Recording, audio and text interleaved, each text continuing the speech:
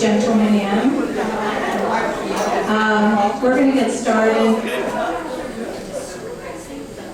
Thank you so much for finding a spot where you're comfortable, and we'll get going here. Time is valuable for everyone, so we don't want to waste any of it. You all checked in, I assume. Definitely you socialized. Got your coffee. Donations, school supplies, cash, and/or checks at the back table. And Sheila has tickets. Those tickets are specifically for a little raffle to say thank you, especially to anyone who brought school supplies, cash donation, check donation to support our Sumter County schools. 50-50 tickets, as usual. And, and lunch count. Paula? Did you get a lunch count from people? No, I haven't because Mary hasn't given it to me yet. Oh, okay. Do you want it now, Mary, or? Well, no, I think most people educated and checked but they might have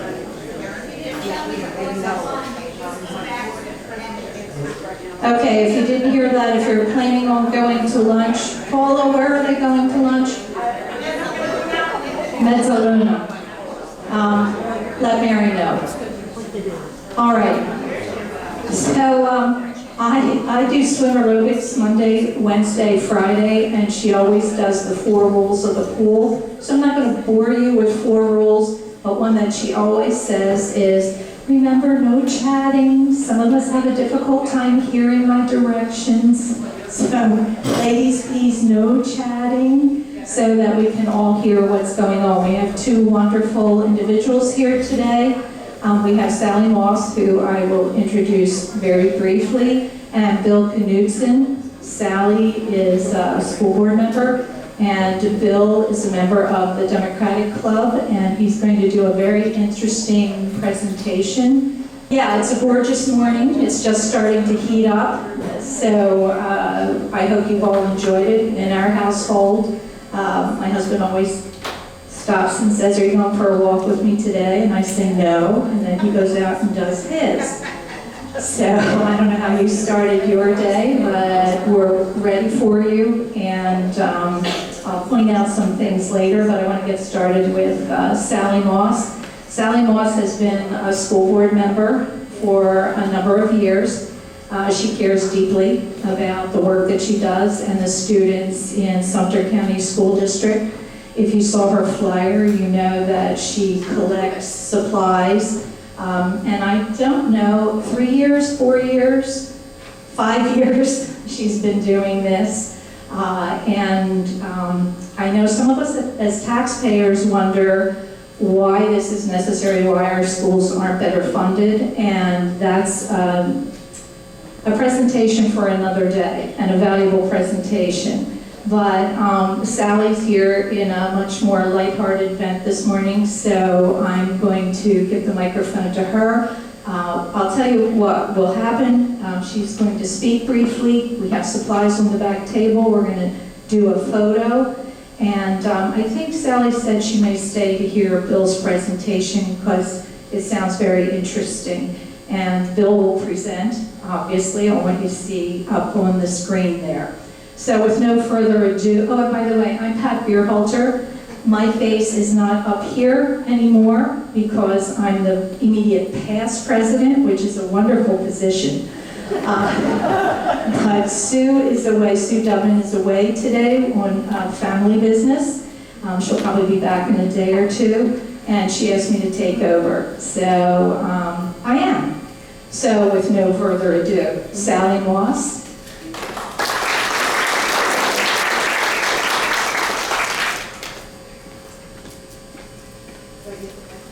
You do, and I'm going to spray it because we're having another COVID outbreak. Good morning, everybody. First of all, Sally Moss. I've been on the Sumter County School Board for 6 years. It is probably the best thing that ever happened in my career, in my life. I mean, it has just been wonderful. But first of all, I want to thank you as individuals and as a group for doing the schools, for supporting this school supply drive with monetary donations, with school supplies. It is just absolutely wonderful, the outpour and the generosity of everybody.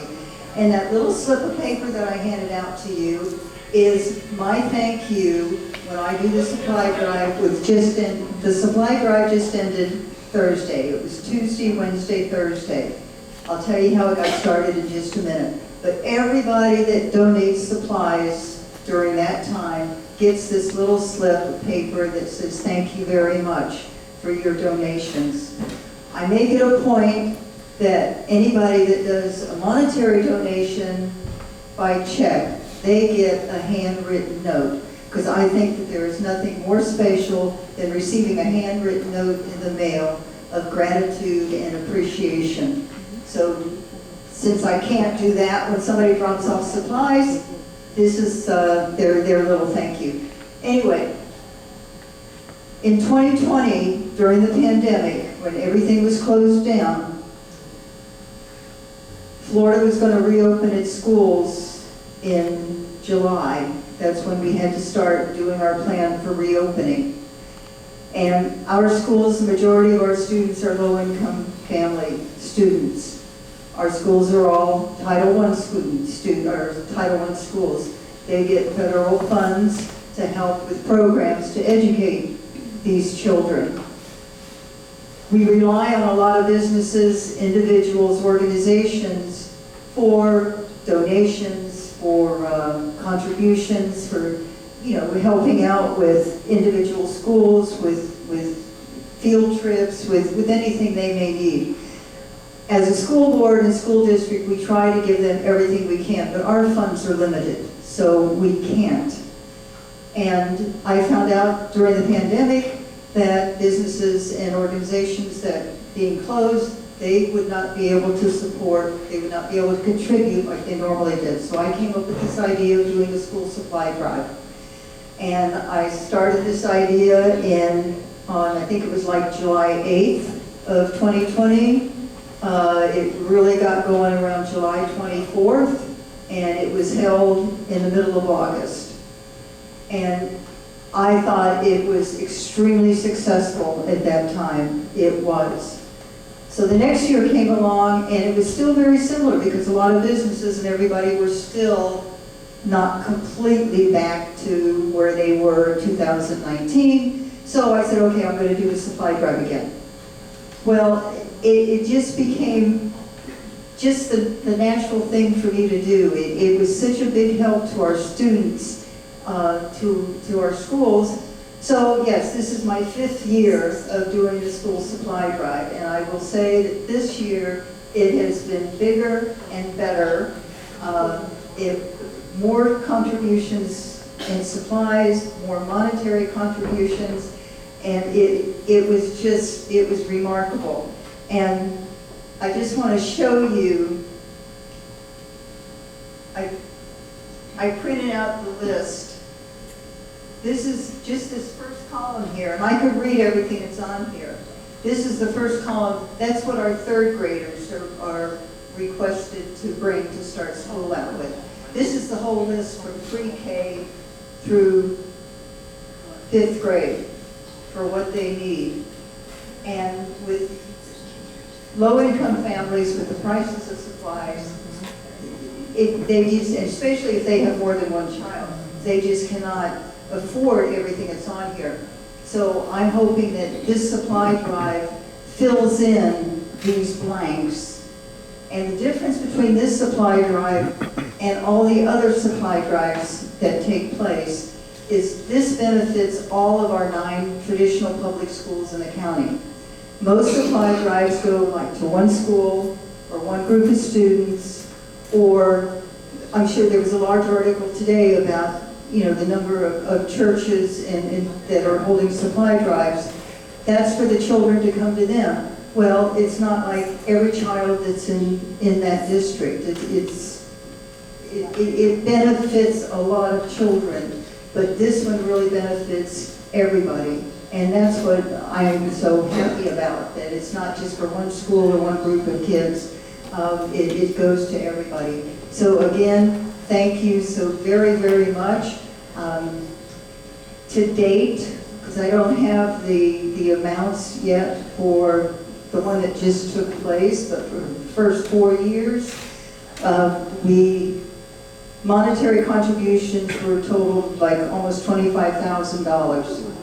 Last year, we got $9,700 in monetary donations, and we're already twice that amount for right now. And for school supplies, it's really hard to come up with an exact figure, so I always call it my guesstimate. Some places they'll say, well, we got like 400 pounds of supplies. Well, I don't have a scale, you know, that can measure everything. So I just sort of go with what things cost and the amount that we've taken. But to date, we figured it up outside of this one that just took place, and it's been about $85,000 worth of supplies that we've raised in the last 4 years. So what you have done, I mean, all of you are just contributing to all the students to have the tools they need for a successful education. And since they are our future, it really does fall on our shoulders to make sure that they have all those tools. So thank you so very, very much. I appreciate it. Just a little sidebar, because I know that it was mentioned, well, maybe I'd say something more with regarding the school district and finances and all of that. We have our first budget hearing on Tuesday, so there's really nothing I can report there. We don't do our first student count until 10 days after school starts, which will be August 13th. So we have no idea what the increase might be this year. And we'll just have to wait and see. So maybe later on, I can come back and give a presentation on what's actually happening in the schools. But for right now, this is number one on my list, is the school supply drive. So again, thank you very, very much. I just, from the bottom of my heart, thank you, thank you, thank you.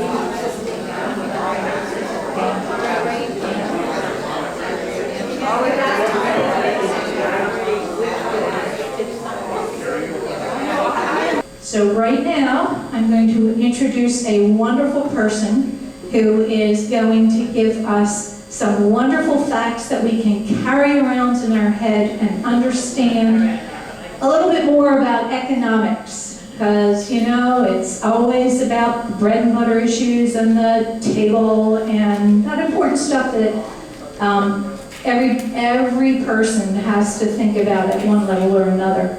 So Bill Knudson is with the Democratic Club. I really don't know his background. He's welcome to tell you some of that. And I'm going to hand it over to him as soon as I disinfect this again. Yeah, that talk of another outbreak of COVID is concerning.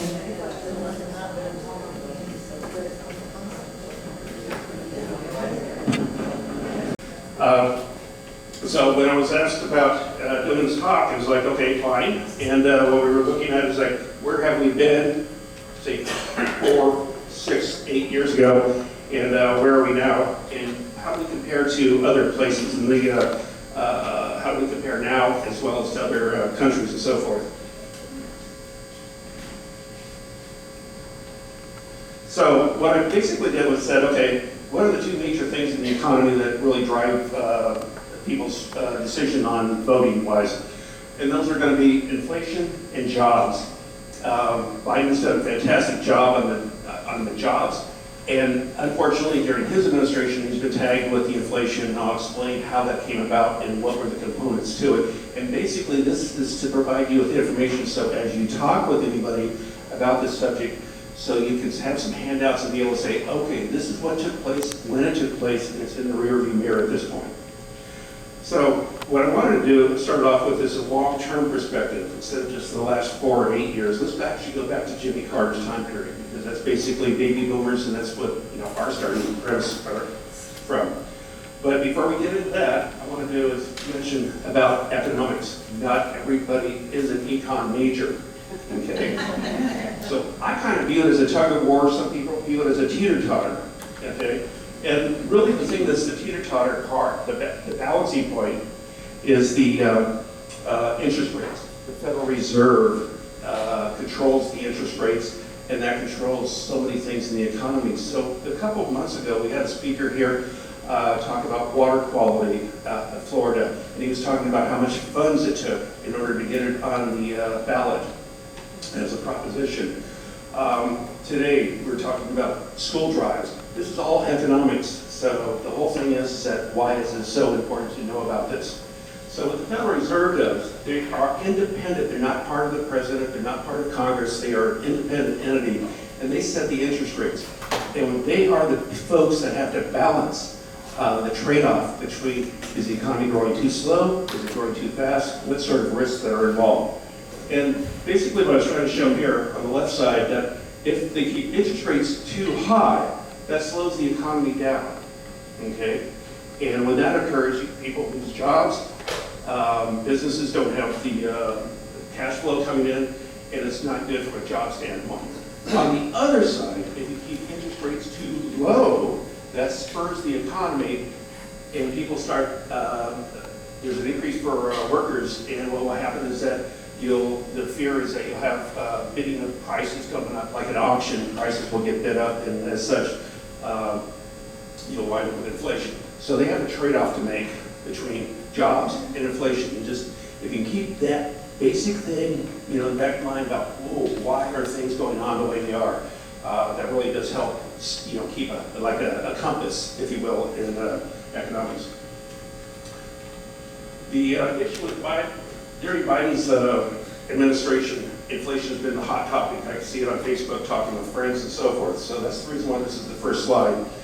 And the first thing I want to point out is inflation. This is going back from 1971 going up through today. And the red line is inflation. Okay? And we've had 3 bouts of inflation during our lifetime. Okay? The first one takes place with OPEC in 73, 74, the oil embargo. The next one was in 79, and that's with Iran. And then when you go over to today, we have another one going on. And does anybody see the common denominator here between all 3 of those rises? Oil, gas, dependent upon our economy, our transportation depends so much upon gas and oil. We are vulnerable, and will continue to be vulnerable to economic shocks because of the oil. And until we can get away from it, this is what it does, and it wreaks total havoc with our economy, with jobs, people's livelihood, be able to do fundraisers. Okay? Now, we're all baby boom age-wise, all right? The millennials, the folks that are born basically after 1980, they've never been through this drill before. Okay, so we look at this thing and kind of go, I remember inflation there. The blue line, by the way, is mortgage rates. Does anybody here remember mortgage rates when they got to about 18%? A few hands? Okay. Well, from a millennial, that's a number. Okay, that's not a reality. What is a reality is that as we have inflation most recently, mortgage rates went up, and that stalled their ability to either buy a house and move out of the rental situation, or worse yet, move out of their parents' house. Okay, and they're scared. They've not been through the drill. We have to be able to explain this to them, that there will be a sunshine tomorrow. As quickly as inflation did rise, it fell back down. Okay, that's the central message to pass along to millennials. It's a little bit of hand-holding, but it works.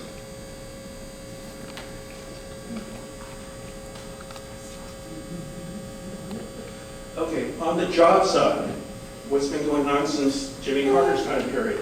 Jimmy did pretty good as far as job creation. He's over in the far left. But notice at the tail end of his administration, ended on a bad note, if you will, that cost him re-election. Very few people remember how bad it was during Reagan's time period when he first came into office. Okay, Federal Reserve backed off on interest rates, job creation started coming about, less job losses, and he turned out to be, with the reputation of being a good economic president, he wound up getting re-elected. Then comes George Bush Sr. Oops. Okay, has a little downturn. He does not get re-elected. Okay, so we've had two presidents now not re-elected, both because the jobs were down. We come over to Bill Clinton. Bill steams along. Check those green numbers, or green lines. Okay. We get to Bush Jr. Starts off bad, comes back in 2004, and wins re-election with job numbers that are coming in about 135,000, which is really pretty low from today's standpoint, but it was enough to get him re-elected. Okay. He had a little downturn at the tail end of his administration. Okay, John McCain got to hold that bag. Obama comes in, gets the economy cranking, gets things turned around, and he is like steady Eddie as far as job-wise. Not too high, not too low, but he's cranking away on the jobs. America's back to work. You get Trump. Trump enjoys the benefit, if you will, the momentum that he inherits from Obama. Okay, and as you get later into Trump's administration and before COVID hits, you've got to make the huge distinction with Trump. Is it before COVID or after COVID? But even before COVID hits, his job creation was stalling out. I got another graphic on that, but more detail on that. And then finally with COVID, COVID is totally off the chart as far as both job losses and job creation. I mean, literally, you cannot put it on a graph. The scale is all messed up. And then finally, you can see over here with Biden's been cranking away not only the benefit of COVID recovery, but post-COVID recovery. I mean, over the past 2 years, he's been cranking away on the jobs, A+, as far as his job creation. To put it in perspective, 95% of the time, he has been above the average. 95% of the time, job creation has been above the average. If you take the presidents from Carter up and through Obama, that's how well he's done. That's not getting A pluses. Okay. Questions, comments? You're ascribing these job creations to presidents. How much does the president really have to do with this? He sets the policy. He doesn't necessarily go out there and hire anybody, but through his policies, Build Back Better, he's not doing. You don't see the job increases from Trump, from the tax cuts. Okay, I'll show you a graphic on that. But the president, once again, does not hire anybody, but he sets the policies that the federal government is able to utilize. Such as? To Build Back Better, the amount of jobs that are being created as far as the infrastructure improvements that are taking place. Yes? You're saying that Trump's numbers were better when he was leaving than Biden's have been? Is at the tail end of the recovery. There was so many jobs lost during the COVID time period, off the charts, that once we started getting the vaccines and the recovery starts taking place, the jobs come back. So I got this other graphic that will show how bad it was. I mean, it was truly a five-alarm fire. Yes? Can we go back and talk about inflation for just a minute? Sure. You know, so much has been made of inflation, and, you know, I hear repeatedly from Republican friends that, you know, food costs have skyrocketed. Can we talk about corporate inflation and corporations trying to make back profits that they lost during COVID? To me, that's a big cost, and we see it in our own town. Right. I'll be getting further a little bit of a dive into this. And as part of the club, we've also gone out and surveyed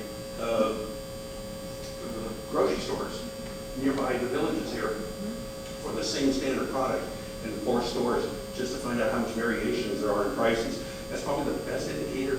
You cannot necessarily tell is the price coming from the supplier, say Cheerios. Okay, is it coming from whoever makes the Cheerios, or is it at the retail level themselves? We've actually done some price comparisons, why some very revealing stuff, by the way. Okay. So I'll bring that up. Yes. Bill, where are you with the other slides, where are you getting the numbers from?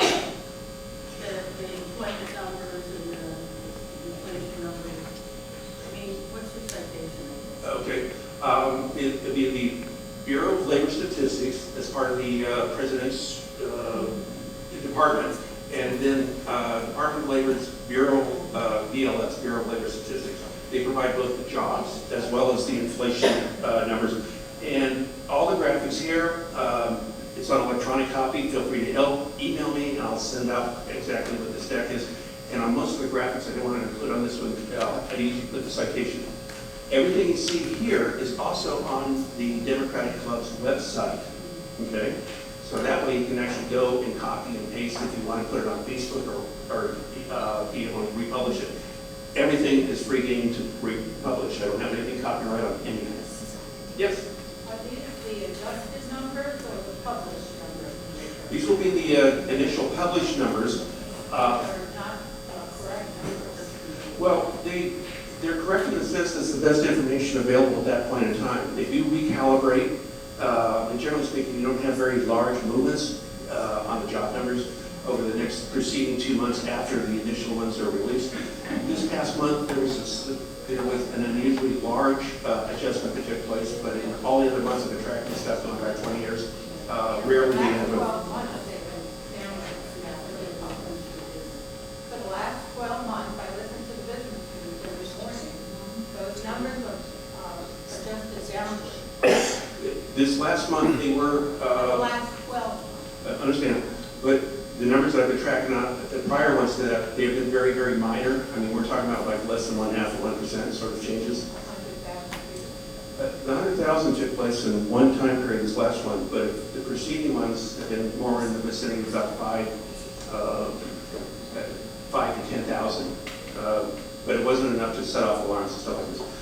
The good news, bad news, on this reset that took place on the, in other words, when the Bureau reports a number, it's the best info at that point in time.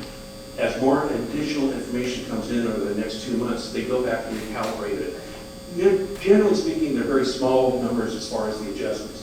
This past month, the prior 2 months were moved down by 50,000. And what that does, that takes pressure off of the Federal Reserve. It makes it look like the economy is not running as hot as initially was first reported. But once again, this past month was the first time I've seen in years that sort of magnitude. Yes? We had a speaker at the Democratic meeting, and the lawyer, and he was telling us that the prices in the villages are higher than anywhere, in a lot of other places. And inflation is not coming down here like it is in other places, so we don't feel it. Right. Yes. People in the back can't hear the questions. Can you repeat? Oh, okay, sure. The question is do we have inflation here in the villages compared to being outside of the villages? I'm able to get spot information, meaning that I went around Spanish Spring area and went to 4 different stores, and 20 different products, got price comparability on there. So we're talking about Walmart, Kmart, Publix, Winn-Dixie. Okay, so those are your 4 stores with the 20 different products. How comparable are they? In addition to that, my wife happened to be up in Ohio, so she was nice enough to go out and take a look at some of the prices at the same stores. Obviously, there's no Publix or Winn-Dixie there, but she was able to get Walmart and Kmart. We didn't find a huge variation. There's a little bit, but not a large variation between that. Those 4 stores that I just mentioned about that we looked at here, 2 of them are in the villages, and the other 2 are outside of it. So I'm not sure if it's due to the village or if it's due to the retailer themselves. And we're coming out with a paper on that very subject. So. Yes? My brother and sister-in-law were just visiting, and they use Publix in Virginia, Richmond, Virginia. Great Grains cereal, the same size, same cereal, $2 more here than in Richmond, Virginia. Okay. Did they bring, $2. did They they were bring, totally shocked. did they bring some with them? But no, thank you for letting us know. Yeah, If- absolutely. I have no problem with providing the list of the 20 products. I mean, it actually has, the size, quantity, and all the good stuff that goes along with that. Yeah, we have to have apple and orange within roughly about the same time period. So if you have anybody that's in another part of the country or the East Coast, if they wouldn't mind spending, say, 45 minutes and going through the store and just get us some prices, that would give us a much better, yeah, we'd like to. Does the cost of transportation have to do with like something that she's talking about? The cost of transportation, going the distance between Virginia and Florida down? Because even in California, prices in the San Diego area are more than what it was in the northern part because of the distance. Okay, yeah, you could have that as far as, especially anything of bulk, you'd be faced with that decision. My daughter worked for about 5 years at Publix, no longer does, and I asked her, as far as her local stores that she worked at, how do they go about doing their price shopping? And it was like this real quiet thing. She goes, well, basically the manager would go out to surrounding stores, competition-wise, and look at individual products, but they were looking at it from within the next immediate shopping radius, which is, I would imagine, is about 5 miles or something of that nature. I did work at a couple large corporations, banks, as far as pricing of home equity loans and home equity lines of credit and stuff like that. Did that for a good 10 years, and there's a whole science, if you want to call that we put into it. We did not do any intra-state pricing. In other words, if you're in California, we basically did one price for the entire state, even though we had competition in different markets. San Diego, LA, San Francisco, and of course Central Valley. Because the reason we did that is the oil companies, we noticed, had done regional pricing, and they were all over the newspaper. Okay, so when we drove from one area of California and drove, say, maybe an hour, you find gas prices tremendously different between two different areas. Same gas, wait a minute, how did it get such a price difference? And they were all over the press because of that. I'm at a large bank. We said, does anybody really want to be answering to the press if we start charging different interest rates based upon market competition within that state? And nobody raised their hand to do that. Okay, so there is a, how can I say, you don't want to be in the press answering that sort of a question. Bill, we've got a lot of slides here. Yes. Can we take the questions in the end, if you think? Okay. Yeah. Real good. This is unemployment filing. So when somebody gets laid off, they go and file for unemployment. And the reason I put this on here is just to give you an idea about what happened with COVID. When I mentioned about the scale, okay, this is just letting the scale float. That's how bad things got when COVID hit. We are talking about a 5-alarm fire, okay? This is, from an economic standpoint, I was looking at these numbers, I'm going, oh my God, this is an extinction event. We are looking at depression if this thing doesn't get after, something doesn't happen. And the folks that stepped to the forefront were the Federal Reserve, okay? They came in and just pushed all sorts of money, liquidity into the system. It's almost like somebody being in a hospital, and it's like, you don't need a reading, you just start putting fluids in. And that's exactly what they did. Now, the thing about it is that when you do that, you never know how much you should put in, what's the right amount, okay? But the view was, you don't want to be wrong and underestimate, okay? You don't want this thing dragging out, all right? Just put the liquidity in, we'll deal with the consequences afterwards, and that's exactly what has carried over into Biden's administration, okay? I understand the then and why they did. We're facing a depression. It's like, okay, do something, all right? And I want to point out here is that this is in 2008, 2009. That was a pretty bad time period. Everybody remember that after Bush? Okay? And you see the number of jobs that were lost in any 1 week. Okay, the unemployment, these are weekly unemployment filings. So the worst during the Bush time period, post-Bush, was 675,000 jobs, 675,000. With COVID, we were having 7 million, 10 times as much. That's how dangerous territory we were in.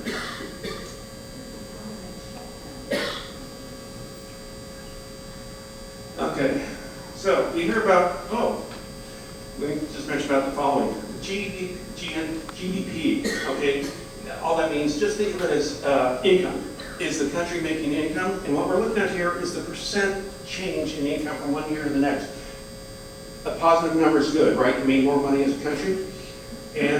But I put on here the percent change by year, and I put the red, okay, for the Republican presidencies. The blue is for the Democrats, okay? Can anybody see a trend here or a recurring theme? Okay?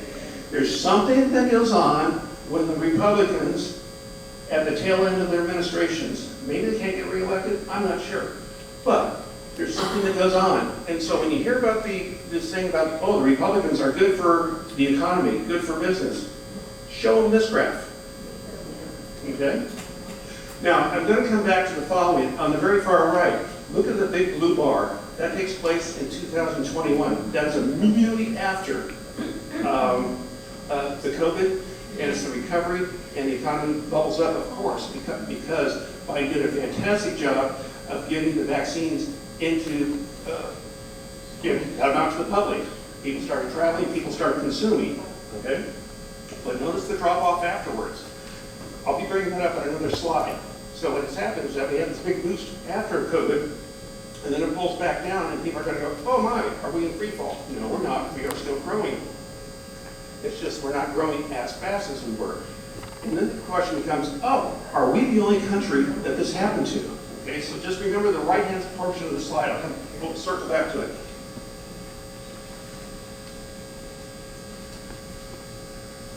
Oh, sorry. Okay, finally, consumer confidence. This is done by a firm in New York. It's a private sector nonprofit. And to me, if you want to know any economic factor or metric to see whether or not somebody's going to get reelected, this is it. Okay?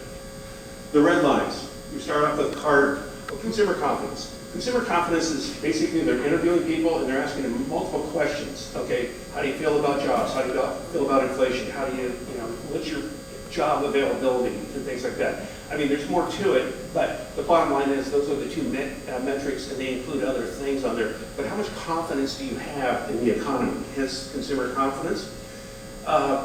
Consumers drive this economy. It's about 70% of all of the purchases and stuff are done by consumers. When consumers are happy, they're spending, the economy's moving forward. If the economy's moving forward, more than likely you're going to get reelected. Okay? But let's see what happens if the economy's not moving forward. We got Carter, oops. Reagan, okay, he has some problems, but it's at the beginning part, not the tail end of his administration, and you get reelected at the election cycle.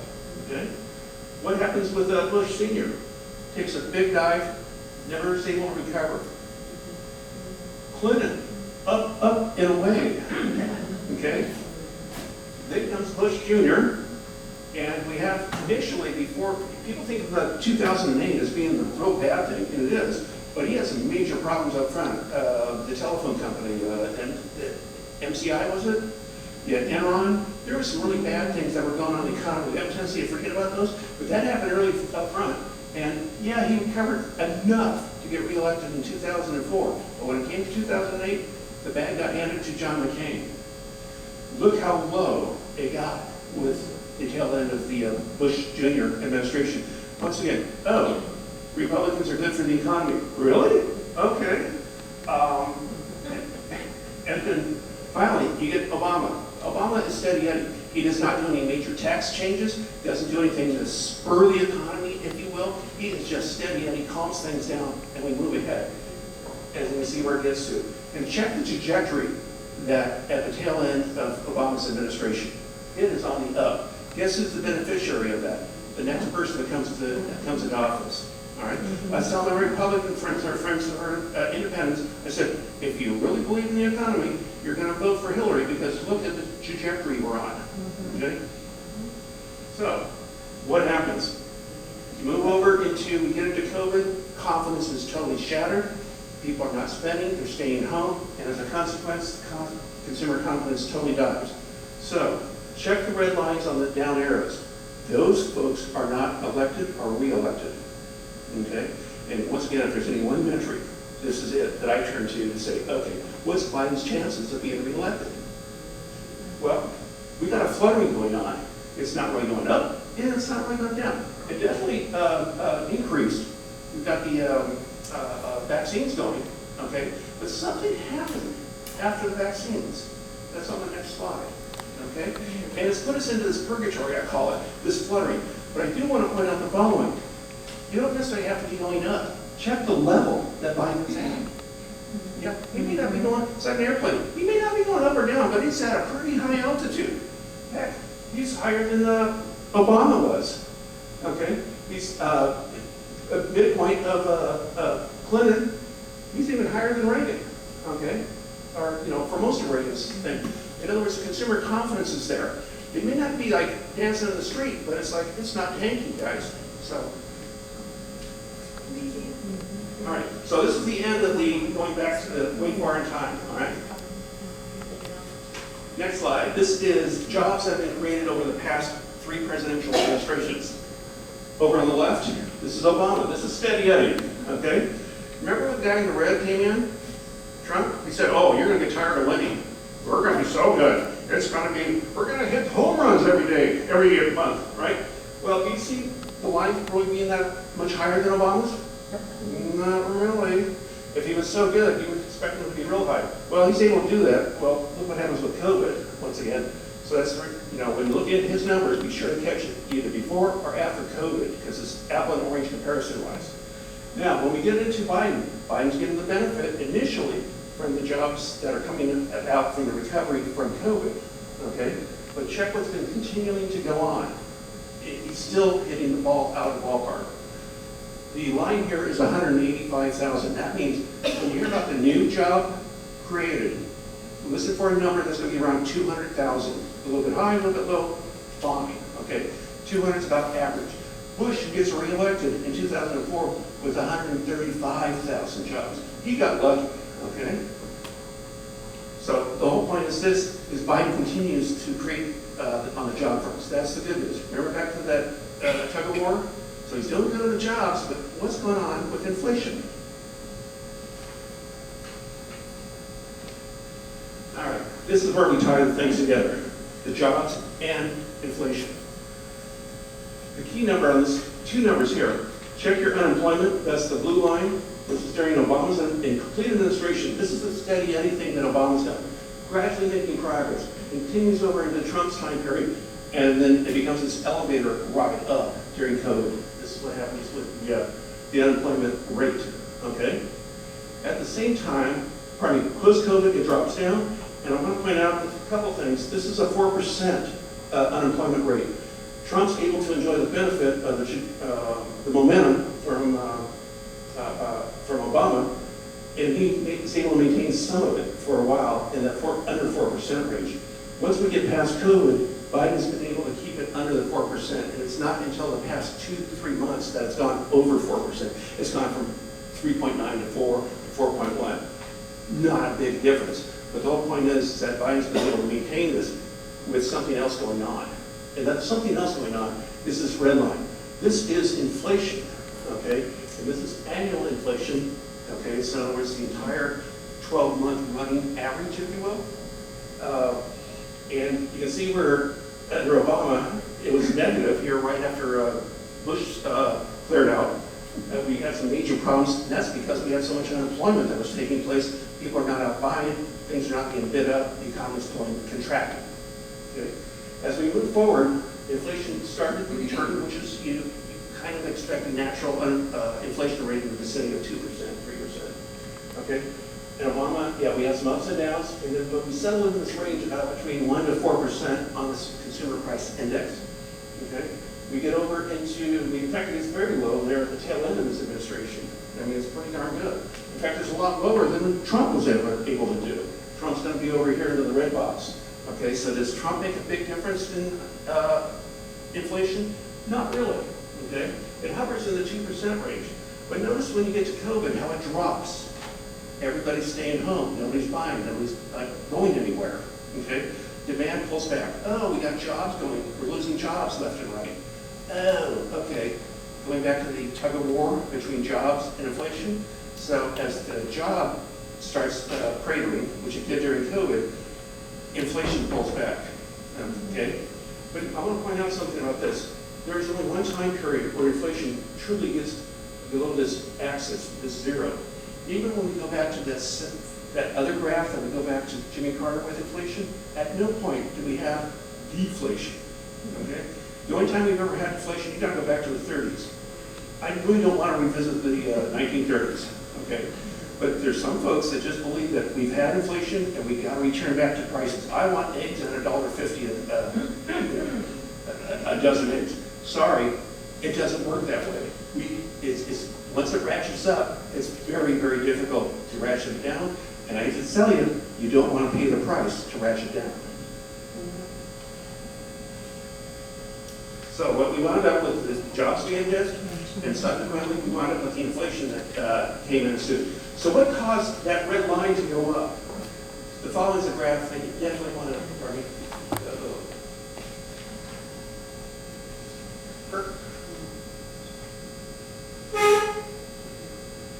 This one you definitely want to be able to save, okay? And what we have here is the 5 major reasons what led up to that elevator ride that happened in the early part that caused the inflation to spike and Biden's early part of his term, okay? So as we're coming out of COVID, you have record low mortgage rates. Anybody remember the 3% rates? Yeah? They were around for like 5 weeks, 6 weeks. They were a very, very short time period where mortgage rates went below 3%.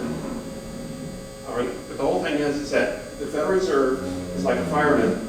They went in to get after the job losses. They lowered interest rates, and just like with a fire, you put as much water as you need to put the fire out. You never know when to turn that last drop off, but it's like, you know what? You don't guess. You just keep squirting until it's out. And that's exactly what they did. So what you had is pushed into the economic pipeline price pressures taking place on homes. Okay? You hear people talk about, oh, prices of food have gone up and so forth. Okay? Yes, they did. But you never hear that same person go, dang, you know my house went up 25% over the last 3 years? Okay? My son was telling me this. And I said, well, and he's Democrat. And I was saying, okay, fine. He goes, I want to go back to when eggs were $1.50 and so forth. I said, okay, that's fine. I tell you what, over the past 4 years, have you got any sort of wage increases? He goes, yeah. I said, what percentage? He told me $1. I said, oh, you want to give that back to your employer? If you want somebody else to reduce their prices to get back to where they were, what about look in the mirror? Okay? I said, by the way, if you want to reduce that price in your house by a third, I'll buy it for them. You too can become your own personal inflation fighter. So when you hear about people talking about, oh, yes, prices are up in food, and they are, but there's a caveat to it. Food, eat at home, is about 4%, 3% of the entire consumer's expenditure pie. Housing is more like 38%. Okay? People buy food every week or every time period, right? They see gas at the pump, right? But the thing is that not a lot of people buy a house or really know what prices are, what has happened to housing. They don't think about it on a daily basis because you're not buying a house every day or every week. The second thing that comes in this time period, remember the chip shortages for cars in particular? And what did that do to the new car production? Stop it. You can't build a car without the chips. All right? So fewer cars, and people, the shots are taking place, the vaccines taking place. People are out there traveling now. Demand for transportation, for energy are going up, but we don't have new cars. All right? So what happens? People spill over to the used car business. What does that do to prices on the used cars? Those go up. Okay? So you have housing, you have new cars, and used cars. Housing's roughly about 38%. Cars are about 5% each of every dollar expended. So now you've got the heavyweights in the consumer categories that have now gone up. Okay, that adds up to what, about 40, 50% for those three categories. Let's continue on this again. One thing I see on Facebook quite a bit, people, they go after eggs. For some reason, a dozen eggs, they can remember that as well as a gallon of gas. I don't know why, but actually did some research. When did the bird flu hit? Okay, there was 2 different time periods. And by the way, the bird flu, it's not like when we get a flu, you know, you just take it easy. It kills the bird within 24 hours. And the way we have industrial raising of eggs, the chickens are literally packed into cages, side by side, they can't move. But this is how we get cheap eggs, okay? And what happens if if one chicken gets it, you've got to take them all out. And these are not like somebody's backyard little chicken coop. We are talking industrial production. So you have a few suppliers that have all of their resources, all their eggs in the basket. Sorry, I had to do that. Are in this one particular place, and when it goes bad, they all go bad. You don't take a chance on it because it is that deadly of a process. And there's a lot of birds that are innocent, but they're caught up in that too. But anyway, this is the price that we pay for industrial raising to get eggs at the price that we want. Okay? Well, what happens here is that we wound up with the second bout of avian flu. To give you an idea of the number-wise, so there's a table. Okay, 1, 2, 3, 4. Okay, there's 4 people at this one table. They would have 1 chicken themselves that was off, cold. Okay? Think of that for the country. 25% of the population, that's how many birds were lost from the avian flu. And you wonder why egg prices went up? Okay. The good news is it quickly recovered, but it does not go back to the level that it was before. Because that producer now just lost all of his inventory, has to rebuild. Oh, and by the way, the shareholders are expecting some sort of profit. Because the stock market, they like steady Eddie earnings. And what have you just done? Boom, okay? They're going to be looking to somehow recoup some of the price, or some of their lost earnings. Turning forward, the big one that hits. And this all hits within a very short time period, and therein lies the problem. It was when Russia invaded Ukraine, okay? We don't necessarily think about Russia, but it is part of OPEC+. It is the 3rd largest oil producer in the world, if not the 2nd. It is also one of the top 3 oil exporters into the world market. So when Russia invades Ukraine, and we basically started boycotting or saying, hey, we're going to not buy Russian products, that ripples through the entire economy. We have just taken out a major supplier of oil, okay? This also hits, obviously, gasoline prices on the next slide on that. But just to give you an idea, we have this other one. Russia. Russia grows a lot of wheat, and that is also exported. So wait a second, we just had a double hit. We had it on energy, and now we have it on food. Uh-oh. All right, let's look at Ukraine. Ukraine's getting hit pretty bad. Ukraine is the breadbasket of Europe. It produces sunflower oil. We don't necessarily use it here in this country, but there's a lot of other countries that do around the world. And what happens to them? They look for substitutes. And when that happens, that bids up the prices of products that we have. We are intertwined in an international economy. So when an event like that occurs, it's going to have ripple effects, not to that immediate area, but elsewhere in the world. Okay? So the problems that we are facing, other countries are also facing. And then finally, what happens in June of 22? That's the first time the U.S. economy we're post-COVID, we're past the, remember the Omicron scare? That pulled back, people are like, oh, I don't know if I should travel, that sort of thing. What happens in June of 22, those worries and concerns are basically past, and people are out driving again, puts pressure upon limited oil supplies, our gasoline supplies. Those are your 5 major hits that take place within a 12-month time period. And that's the reason why inflation got to be that blue dot up there of 9.1. And that's what everybody remembers. But I want to point this out. That's June of 22. We're now in July of 24. That's 2 years ago. And people are still, oh, the boogeyman's still out there. Well, you know what? Russia's not, that problem continues, but it hasn't gotten any worse, if you will, from a product standpoint. The low mortgages, I'll show you that in a second, that's a thing of the past, so that pressure's been taken off. And what I'm getting after is that inflation, as fast as it rose, as fast as it came back down. That was the same characteristic that we saw in the first graph when we went back to the 3 inflation spikes. Questions, comments? Anybody sleeping?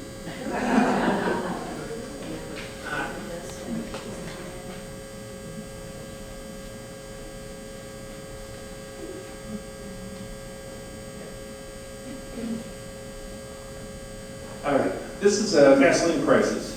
This comes from the Department of Energy. They produce them on a weekly basis. For the people that really want to have, going back to prices when they were younger, you can actually go back there back in late 80s, early 90s. I'm old enough to remember when they were like 35 cents. Okay, as much as I would like to go back to 35 cents, it ain't happening, kids. All right. As you move forward, the one thing about whenever you look at dollars over a long time period, it's always going to be an upward trajectory. And the reason for that, compounding effect. Okay?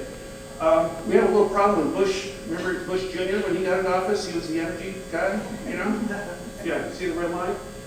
It totally tanks at the end of his administration. Jobs not doing well in the economy. That pulls back. There's some other things that take place. We got the ups during Obama, during the recovery-wise. And then for some reason, a couple years later, they go down, and guess who's the beneficiary of those lower energy prices as Obama transitions out and Trump comes back. Trump comes into office. Okay? And you can see with COVID the drop, and with the COVID recovery, people start driving again. Check the upward trajectory that is handed off to Biden. Okay? It's cranking away. Energy prices are coming up. The world's trying to adjust. Oh, and then Russia invades Ukraine. And look at what it does to oil prices there. Our gas prices just makes them skyrocket for a relatively short time period.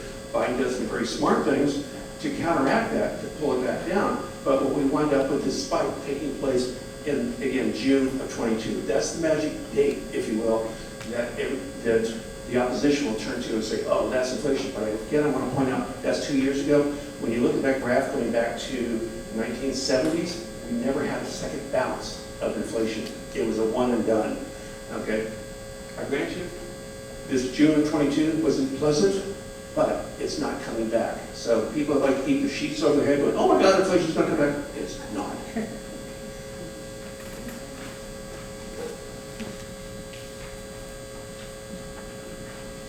All right. Now the fun part. This is home mortgage rates. Okay? During the, when Obama came into office, 2008, what sector of the economy was on fire in 2008? What was crashing? Totally. Housing was on fire. Remember the subprime loans? No doc loans? If you breathed, you got the loan? Okay. What happened to the lenders that were out there? They got stuck with some bad loans. They got crushed. Do you think they want to come back right away? No, they step back. When your lenders start stepping back, what happens to your interest rates? They go up. Okay? So there is cause and effect linkages. It may not necessarily be instantaneous, but they do occur. Obama gets things under control, things start settling down, and we actually wind up with mortgage rates under the 4% level. Okay? In fact, it got down to 3.5. All right? And we had, in fact, got down to 3.5 2 times during Obama's administration. They started going up at the tail end of his administration. That did not help Hillary. And then Trump gets a hold of it, and he talks about his economy is going to be so good, mortgage rates are going to be so low, and everything else. But to tell you the truth, if you guys see anything really material drop or change, he's supposed to be the business guy. Okay, he talks about, I'm great for business, I'm great for the economy. I'm sorry, it doesn't show up in the numbers. Okay, and I do want to point out something that's really important. You see the shaded area where it says was end of October basically, or mid-October of 18. What happens in 2018, in November of 2018?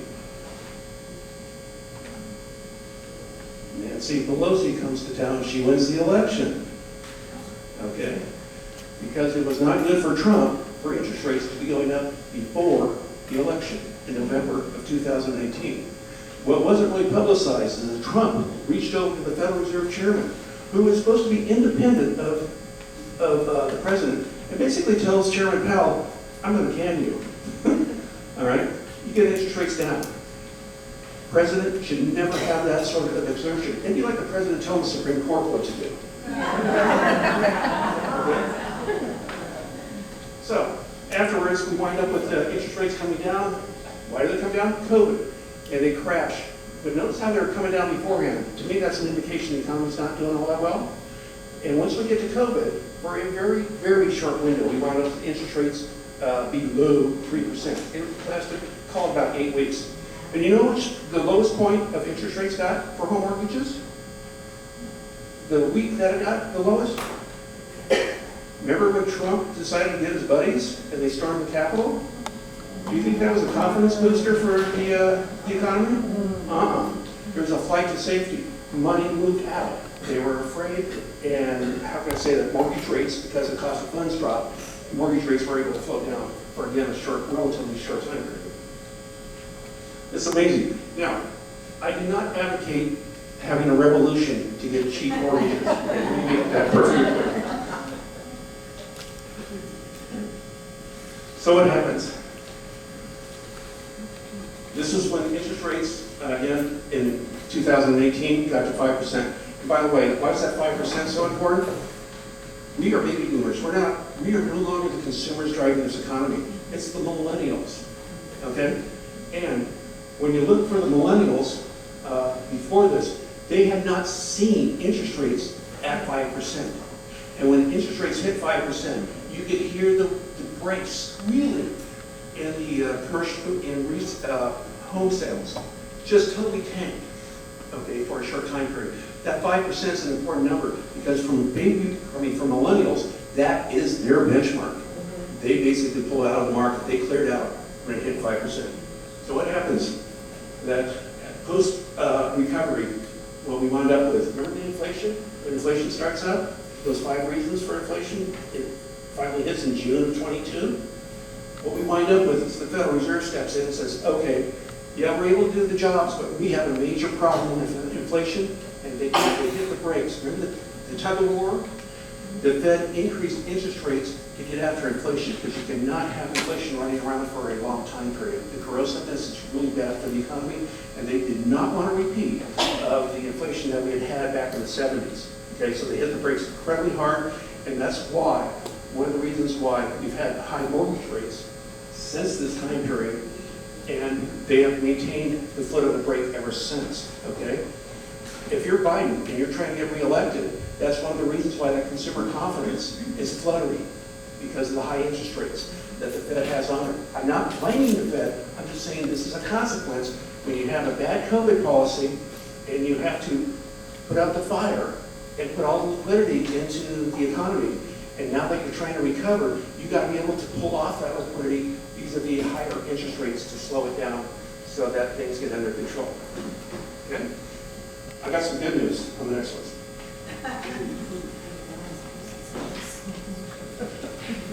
All right.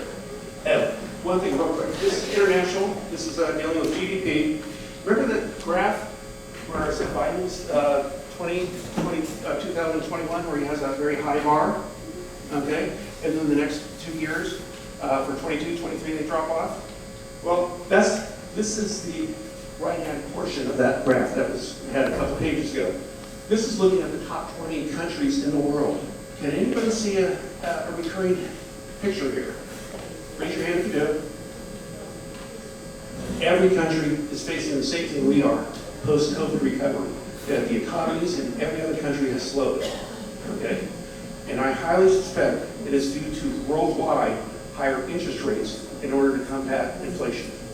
And then the key question becomes, how close are we to having inflation in the rearview mirror? So by the way, when you hear about, remember about a week or two ago about France? About how they're concerned about, look who they were concerned about winning the election there. Okay? Because there's a tendency, when things are tight, to turn towards people that will, authoritarians who will come across telling you what you want to hear, and that I can solve everything. Promises, promises. All right. We can thank Joe for this. Okay, how are we doing against other countries? GDP per person. Okay, per capita, we're in the red bar, about $80,000 per person. It's a very good number. This is based on 23. This is not reaching back in time. This is like the most recent data that's available. We are doing better than every country except for Switzerland. Okay, this is also a good job, I guess. But anyway, overall, we feel, we don't see these other things going on in other countries, but there are some very good news that we are doing well. Okay? And this is the final slide. and this is what ties into here, this is the happy news story about inflation, all right? When I talk about annual inflation, it's based upon the preceding, upon the 12 months of data, okay? So just like dominoes, a new month of data comes on, it pushes off the old months, the oldest month's data, okay? So just like with these blocks here, that matches up to the graph on the top, all right? So as a new one comes on, it pushes off the old one. Pardon me, it goes in this direction here, okay? So we are now in July, and about 3 weeks from now, the new CPI will be released. So if the new one comes on at 2, okay, this falls off. So a 2 replaces a 2, no big change, right? Whoa! When does the big one fall off? This is an important date to remember. September 11th. It happens to fall on that date. That's when the BLS releases the Consumer Price Index for the month of August. It will be released on September 11th. This guy falls off. When it's replaced by a low one, if I say a 2, this is a 6. 2 comes on, pushes off 6. What's the change? 4. Inflation is going to drop from our current level of 3.0. It will go down to about a 2.6. Oh, and that's September 11th. When's the election? It's 55 days. Okay? There's going to be some really good news coming out on the inflation front. And the Federal Reserve, the people that control the interest rates, even though they meet at the end of this month, they don't expect, the market does not expect them to change rates, but it's highly, highly, highly likely that they're going to move. If they have the political intestinal fortitude to move interest rates down shortly after the 9/11 announcement, because they will have had 2 more releases of job numbers, 2 more releases of CPI, and when this falls off, they will be able to point to reasonable further progress being made in the fight against inflation. Okay, so there's some very good news that goes on there. Is it going to instantaneously drop home mortgage rates? Not really. It'll move it somewhat, but it won't be going. I believe it'll be somewhere in the 6% range. And from a baby boomer, you want it at 5, but you know what? You can live with 6.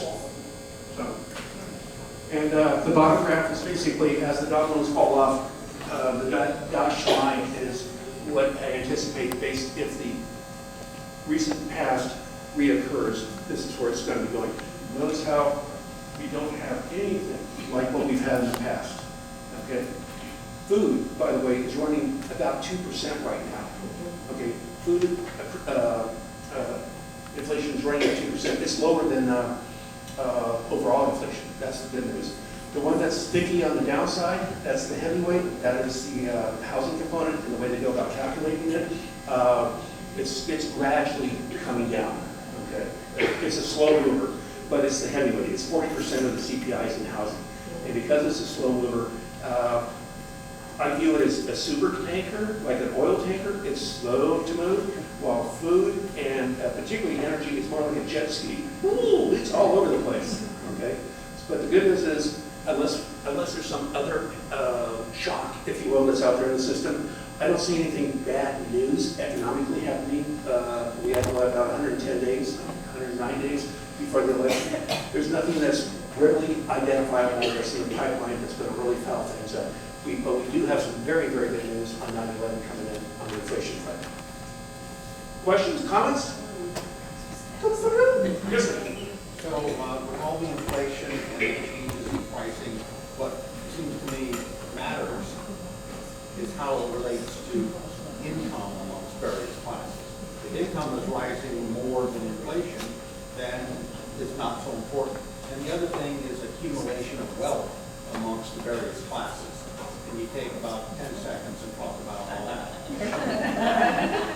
Absolutely.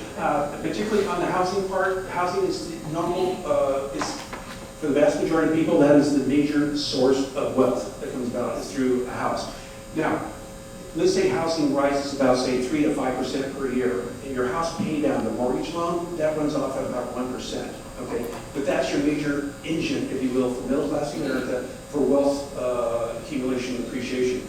There was a conversation last month that we talked about different parts of the community-wise. Home ownership is the #1 thing to get people out of the cycle of economic poverty. Okay, buy the house and hold on to it, okay? And it's not just any house, but that's the number one thing. You're absolutely right about wages. I don't necessarily put that on here, but people have a tendency to focus upon, you get wage increases, what, once every year or so? But people see the food prices, and that's what they have a tendency to focus in on, and that's why I went back to my son and said, okay, if you want to give up your wage increases, if you want to give up something, give up the appreciation of your housing in order to get prices back to where they were, because he's fixed on this idea that eggs have to be $1.50 a dozen, okay? But when you go back 50, 60 years, you've never had a period where numbers actually went down. I used to coin collect as a kid, right? And I remember coming across, they actually had a half-cent coin. Yeah, and it was pretty good size, okay? That was back in the 1800s. I don't think you're going to see that today, okay? In other words, that's a bygone era that, unfortunately, because of dollars and during the time, things do grow, not that they grow exponentially, but the question is at what sort of rate? So if they grow at 2%, we're okay. They start growing at 6%, we're off to the races. That's the reason why the Federal Reserve jumped on the brakes as hard as they have, to make sure we didn't get on that slippery slope of creepy increases in inflation. Yes? You just said the Federal Reserve really saved us with COVID, and they have periodically jumped on the brakes and helped steer this economy. Project 2025 wants to abolish the Federal Reserve. What's the impact of that? Oh yeah.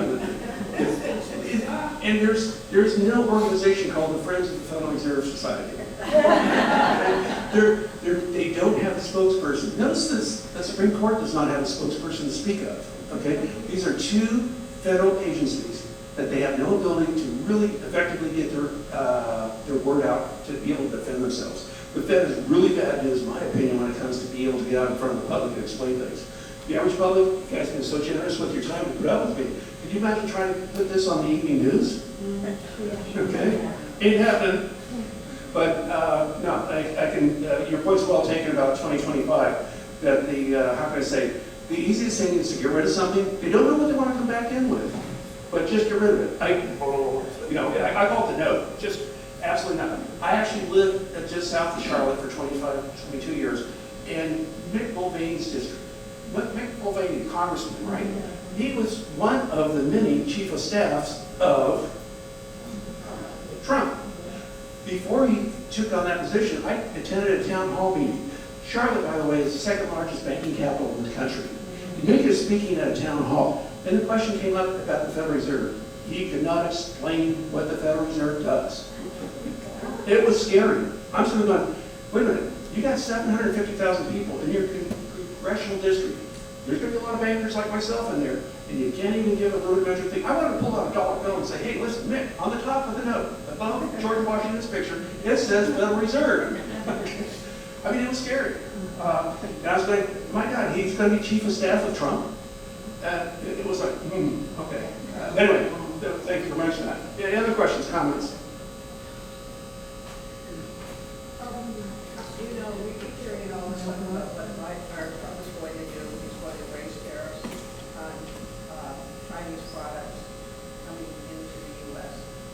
And what people haven't been talking about is what that's going to do to the U.S. economy, or to the average citizen who's out buying something. Can you talk a little bit about that? When we put tariffs on China, how's that going to impact the United States consumer, economy-wise? Notice how we're not importing any cars from China, or very few. Okay, Europe is having a real issue with this right now, and it's dealing with the electric cars. We want to have electric cars here, but China's had a huge policy of developing that segment of their economy, and there's been a lot of subsidies that have gone into it. And when you get into fair trade, should a federal government be involved with subsidizing the development of a particular segment of the economy, electric cars in this case, and should the manufacturers of those benefit by having a lower cost and be able to flood the world's market with it? Okay, that's the reason why both Biden as well as Trump have talked about putting on the tariffs, particularly on electric cars, so that gives the United States car manufacturing the ability to transition from the internal combustion engine over into electric. Okay, it's good from the world standpoint, but the question is, are you going to be doing it with tipping the scales with the money that goes in there. Specifically on tariff, that would impact almost all these goods that we currently get in. Some of it that actually falls underneath the tariff levels and stuff like that. I don't follow that closely, but it's going to have an inflationary impact because we're going to be winding up with not only imports being higher, it allows American producers, if I'm going to go, oh, wait a minute, my competition, they just got hit with this big tariff. That gives me more pricing margin to work with, okay? Yes? Can you explain Project 25?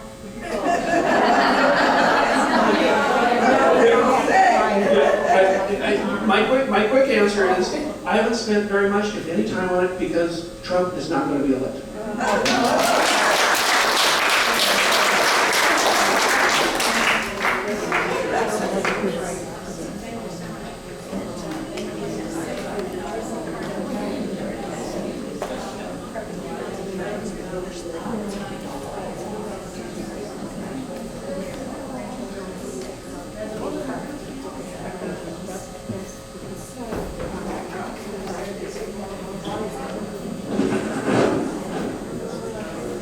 Well, I want to thank Bill. That was excellent. I would say it needs to be repeated in many different settings. If you can sit and accept information, you can work on your own thinking, and what has really moved our country forward. It's not a matter of myth, it's a matter of work, and it's a matter of facts. Thank you again, that was awesome. Just to finish up our business today, I'll be really quick, because we have reservations for lunch, right? Yep. Okay. All right, August, you should have a sheet that explains that we're going to do a work session. Sue set it up with Sumter DEC at their office in Wildwood. That sheet kind of tells you what we're going to do, and she'll be sending something out to membership when she comes back. Oh, I also I should thank Sue because she set this up with you, so that was awesome. I didn't know how awesome you were, but I will certainly remember it now. In August, we also have a sister club that's in our region, Marion Democratic Women's Club, and they're doing their equality, and they're doing it at Appleton Museum in Ocala, which is an absolutely gorgeous setting, and you get your lunch. Debbie McCarcel-Powell is their guest speaker. I'm partial to her and would rather see her than Rick Scott's face anymore. And you will be able to tour the museum. I don't know what their closing time is on that day, but last year we were able to do a little tour with one of their docents. We have 2 raffles that we have to do. And just a reminder, any members of the fundraising committee who are here, we just need to stay for a few minutes. Harriet's got a lot of things together, but we need to decide on a date, right? Okay, so it won't be long, and then you can go to lunch. If you're interested in any of the papers and things up on this end of the table, not the shirts were there for you to check out sizes. We're considering maybe ordering those. But we don't have any details yet. So if you want to check out a size, do that, but please don't walk off with one of those. They happen to be at my expense, and I may sell them later, but they're not given away. Okay. Mary, are you doing the... We've got 2 raffles. I don't know which one you want to do first. Well, why don't you do the 50-50, and then we'll see... And before I do that, I just want to reiterate that next month is our day of action. If you have concerns about the election, now's the time to do something, not after the election is done. So I hope to see a lot of you at our day of action next month.